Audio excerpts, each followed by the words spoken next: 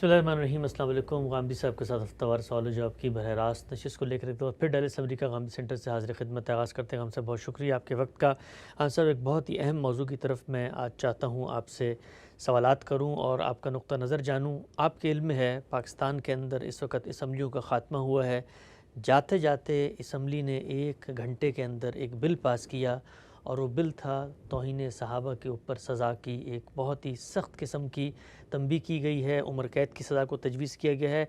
Bill तो मुफस्सल है, उसके कानूनी नुकात पर ज़ाहिरी बात है अहले इल्म बात कर सकते हैं, लेकिन जो रुझान सामने आया हम साहब वो ये था कि एक इतने अहम मौजू पर कानून साज़ी होने जा रही है, इतनी उजलत में कानून साज़ी हुई और इतनी गहरे उसके असरात हैं हमारी सोसाइटी पर, हमारी आवाम पर, और जो सज़ा उसमें तजवीज़ की गई वो उम्र कैद की सज़ा है। एक पूरी की पूरी नस्ल उसके नतीजे में बर्बाद हो सकती है, सदियों पे मुहित उसके असरात हैं। सवाल पहले मैं आपसे पूछना चाहता हूँ, ये कोई हमारे मुल्क में ऐसी कोई ख़राबी है कि इतनी अहम कानून साज़ी जो है वो चंद घंटों में होकर उसको एक बिल की सूरत में पास कर दिया गया?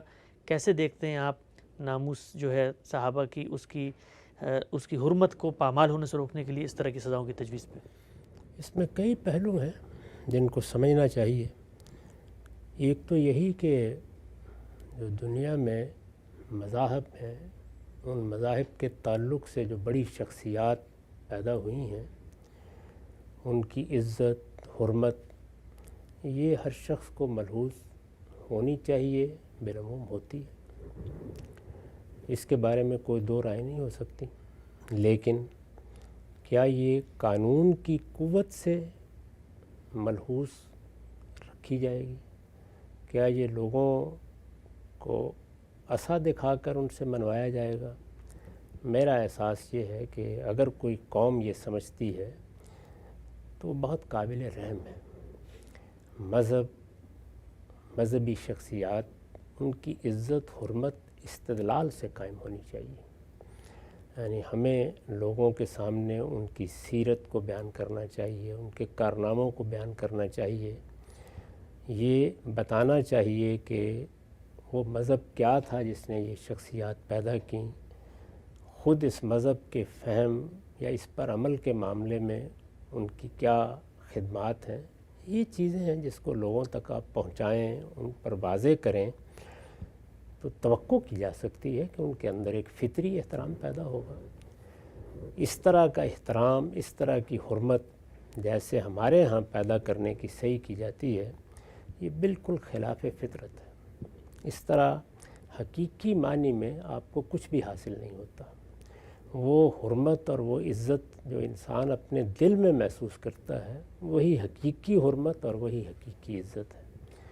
इसी की तरफ लोगों को तवज्जो दिलानी चाहिए।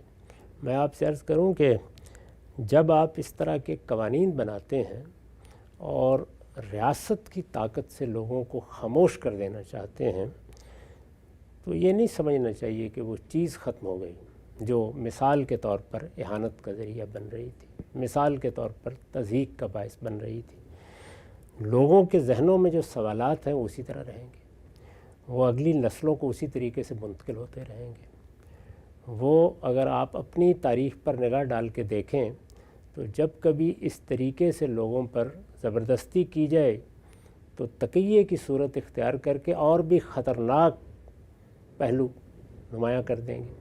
तो इसलिए मैं तो नहीं समझता कि इसमें अदना दर्जे में भी कोई हिकमत है या इसके अंदर कोई दानिश है।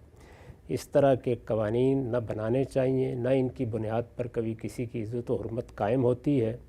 ये सिर्फ़ बड़ी शख्सियात को और भी मज़े का बना देने का ज़रिया बनते हैं।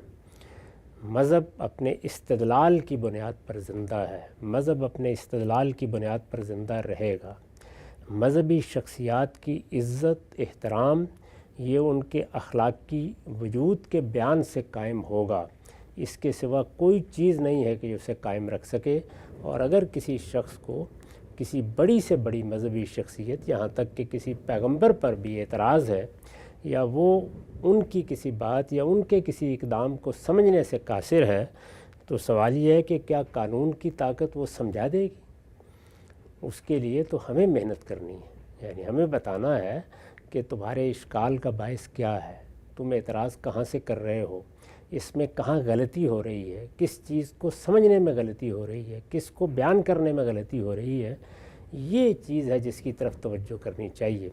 یہ بدقسمتی ہے کہ ہمارے معاشرے میں اس طرح کی چیزوں کے بارے میں مذہبی لوگوں کا یہی احساس ہے کہ یہ صرف قانون کا عصا ہے جس سے یہ چیزیں حاصل کی جا سکتی ہیں، درحال کہ حاصل تو کیا ہونا، الٹا مذہب تضحیق کا موضوع بنتا چلا جاتا ہے۔ یہ دیکھیے ہمارے ہاں توہین رسالت کا قانون ہے، قرآن مجید کی اہانت کا قانون ہے، اسی طرح یہ صحابہ اہل بیت وغیرہ کے بارے میں ایک قانون بن گیا ہے۔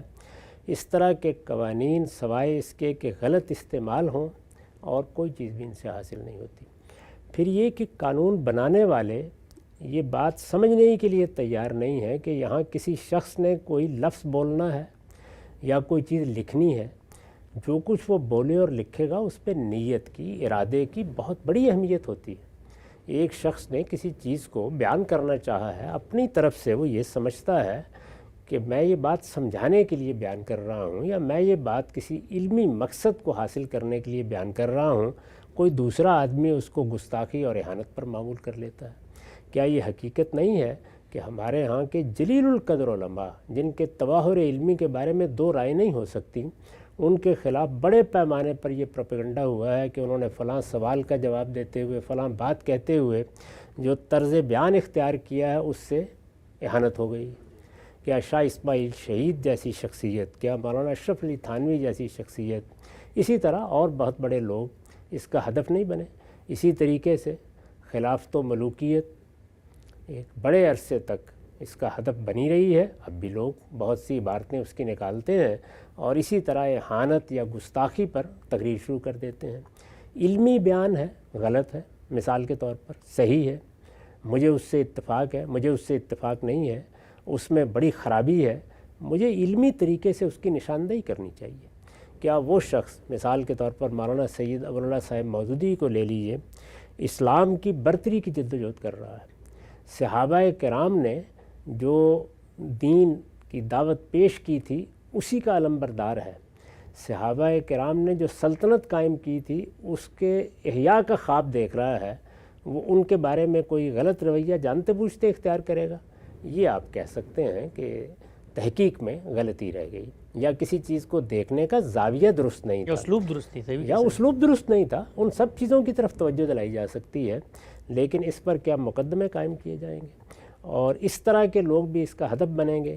یہی صورتحال اگر آپ مطالعہ کر کے دیکھ لیں بالعموم ان مقدمات کی ہے جو اس وقت بھی ان قوانین کے تحت قائم ہوئے ہیں۔ اس میں کیا کیا ستم نہیں ہوا، کیا کیا خرابیاں نہیں درائیں، اور پھر ہم یہ دیکھتے نہیں اس وقت کہ ہمارے معاشرے میں دسیوں ہزاروں لوگ ایسے ہیں جو اصلاً الحاد کو اختیار کر چکے ہیں، جن کے دلوں میں پیغمبر کے لیے، پیغمبر کے ساتھیوں کے لیے اس طرح عزت و احترام کے جذبات نہیں رہے ہوئے۔ معاشرتی سطح پر وہ اپنے آپ کو مسلمان کہتے ہیں، ان کو دین کے قریب لانے کی بجائے، ان کے اشکالات دور کرنے کی بجائے ہم یہ سمجھتے ہیں کہ اس طرح سے ہم اپنے پیغمبر کی یا اس کے ساتھیوں کی حرمت قائم کر لیں گے۔ میں اس طرح کے تمام تصورات کو بالکل غلط سمجھتا ہوں اور اس طرح کے تمام اقدامات کو محض حماقت، اس کا کچھ بھی حاصل نہیں ہوتا۔ ساری توجہ علم کی، دانش کی اس جانب ہونی چاہیے کہ ہم اپنی نئی نسلوں کو دین کے بارے میں تعلیم دیں، ہم ان کو ان شخصیات سے متعارف کرائیں، ہم اپنے دین کی دعوت میں جو استدلال پوشیدہ ہے وہ لوگوں کے سامنے نکال کر رکھیں، دین کے جو حقائق لوگوں کے لیے اوجھل ہو گئے ہیں ان کو نمایاں کریں، ان کی نقاب کشائی کریں۔ یہ کام ہم کو کرنے تھے، لیکن بدقسمتی ہے کہ ہمارے راستے یہی ہیں اور یہی ہم بار بار اختیار کر لیتے ہیں۔ اس کے بعد جو دوسری چیز ہے وہ یہ ہے کہ بدقسمتی کہیے، خوش قسمتی کہیے، لوگ دونوں پہلوؤں سے بات کر سکتے ہیں۔ ہمارے ہاں اصل قوت یعنی ہمارے سیاسی نظام میں وہ دو ہی طبقوں کے پاس ہے، ایک وہ جن کے پاس ہم نے اپنی حفاظت کے لیے بندوق دے رکھی ہوئی ہے، اور دوسرے مذہبی لوگ۔ مذہبی لوگوں نے پاکستان ایک قومی ریاست ہے اس کو پہلے دن سے تسلیم نہیں کیا، وہ اس کو ایک مذہبی ریاست میں بدلنا چاہتے ہیں۔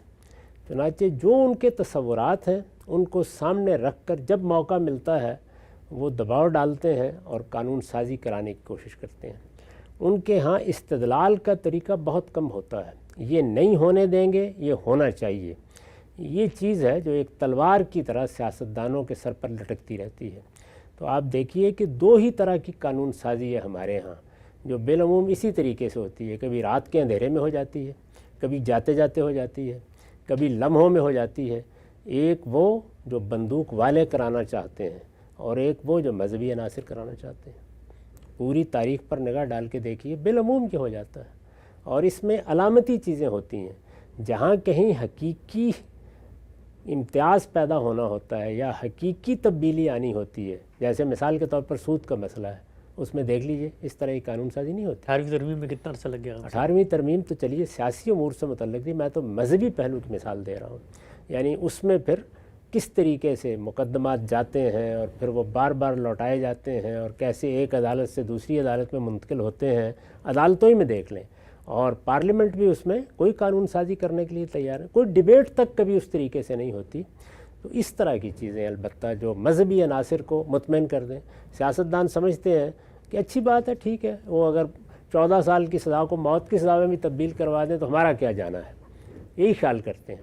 لیکن اس وقت ان کو احساس ہوتا ہے جس وقت سیاسی مقاصد کے لیے اس طرح کے قوانین کو استعمال کر لیا جاتا ہے۔ یاد کریں یہ پچھلے دور میں ہوئے 2 مرتبہ، اور بعض عناصر نے اس کے لیے سڑکوں پر نکل کر مطالبے شروع کر دیے کہ فلاں نے یہ کام کر ڈالا ہے، فلاں نے یہ۔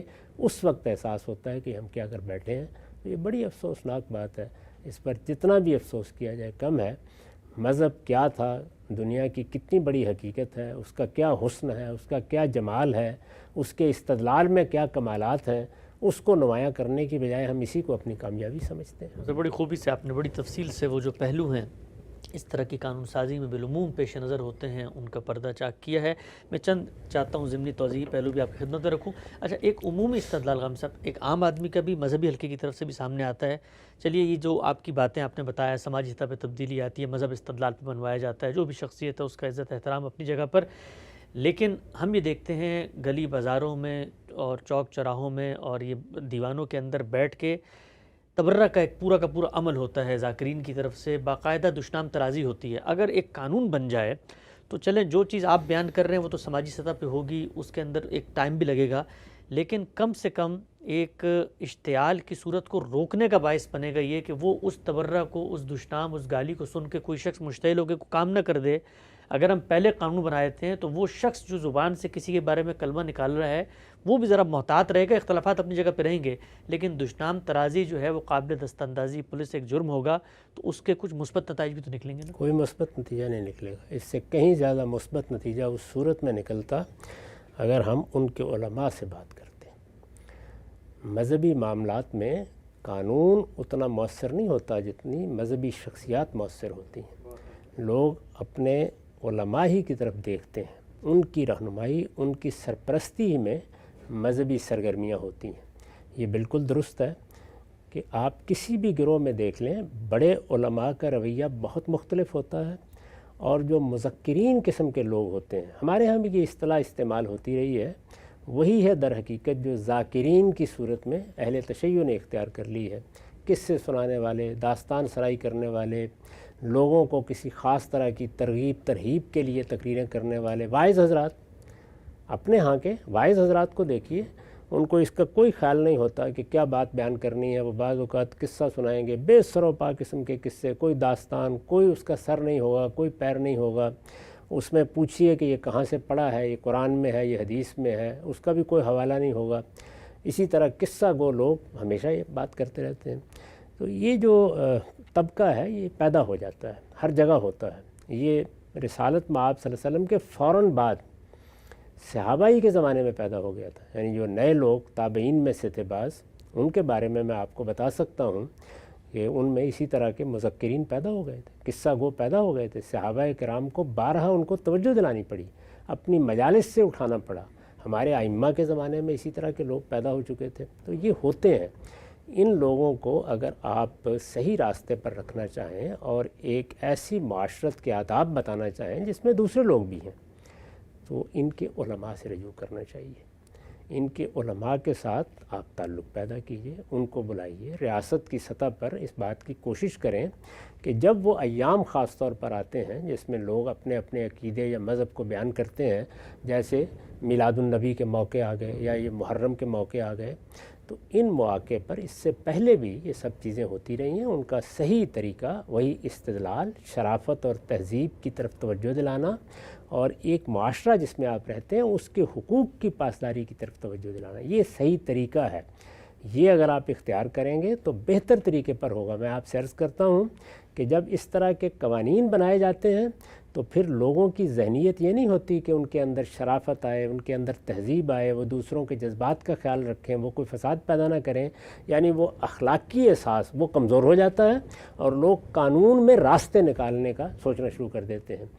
وہ ہے تو ایک واقعہ بھی اور لطیفہ بھی، لیکن اس سے آپ سمجھ سکتے ہیں کہ ایک وقت میں غالباً مولانا حسین احمد مدنی کو کہیں تقریر کرنا تھی، پابندی لگا دی گئی کہ وہ وہاں تقریر نہیں کر سکتے، اور اس تقریر میں ان کو کچھ کہنا تھا تو وہ گئے وہاں پہ، تو انہوں نے اب اسٹیج پہ آگے کہا کہ میرے آنے سے پہلے میری تقریر کے بارے میں یہ قانون بنا دیا گیا ہے کہ میں وہ تقریر اس طرح نہیں کر سکتا، ورنہ اگر میں تقریر کرتا تو میں یہ کہتا، میں یہ کہتا، میں یہ کہتا۔ تو پھر اس کے بعد لوگ راستے نکالتے ہیں۔ تو میرے خیال میں یہ ساری بالکل بے معنی چیزیں ہیں۔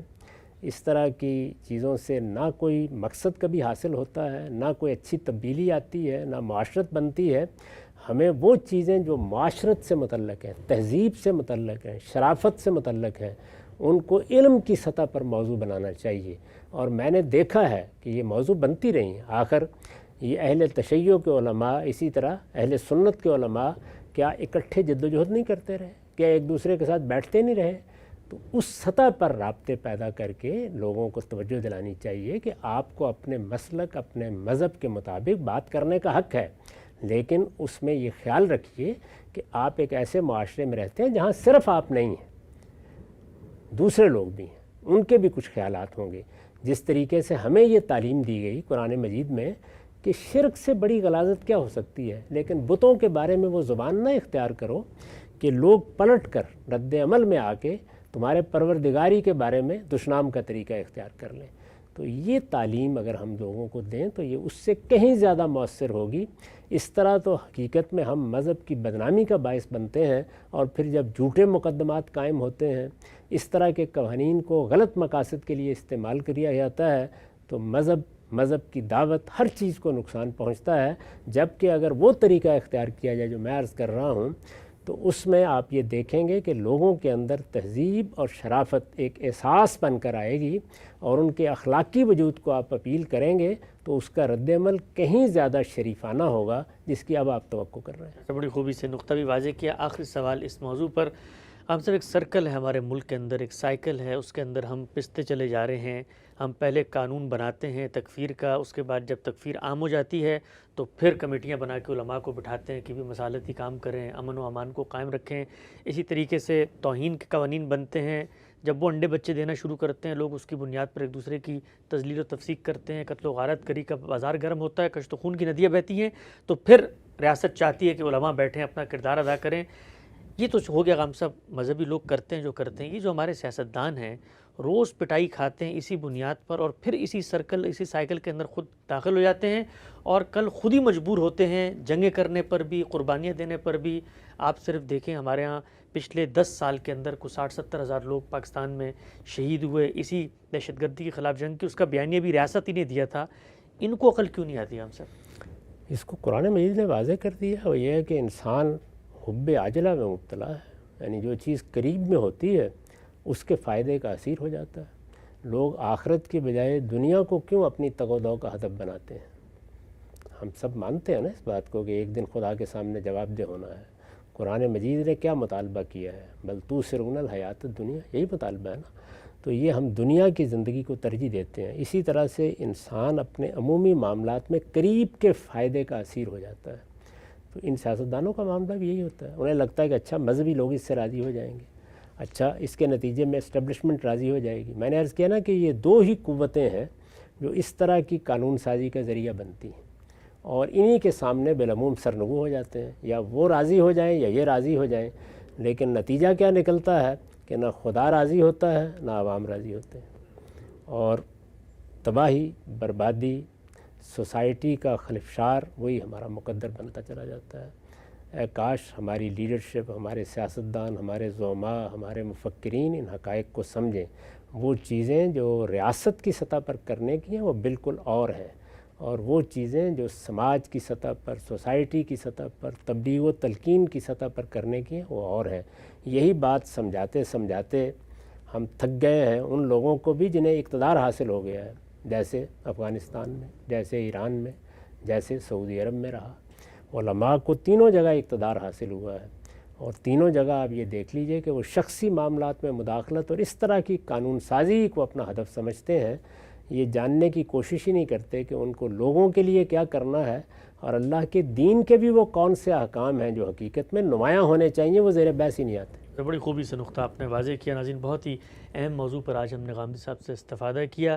یہ وہ چیزیں ہیں کہ جو آج کے دور میں تو ہاتھوں سے باندھی جا رہی ہیں، کل دانتوں سے گرہیں کھولی جائیں گی، اور اس فصل کو کاٹنے کے لیے پھر ضرب عضب اور میثاق اور قرارداد پاکستان جیسے علماء کے اعلامیے کام نہیں آئیں گے، بلکہ یہ اتنی گہری نظریاتی بنیادیں اپنے بنا لیتی ہیں کہ پھر پورا کا پورا سماج اس آگ کی لپیٹ میں آ جاتا ہے۔ وقت یہاں پہ ختم ہوتا ہے، دوبارہ حاضر خدمت ہوں گے، اب تک آپ کا بہت شکریہ۔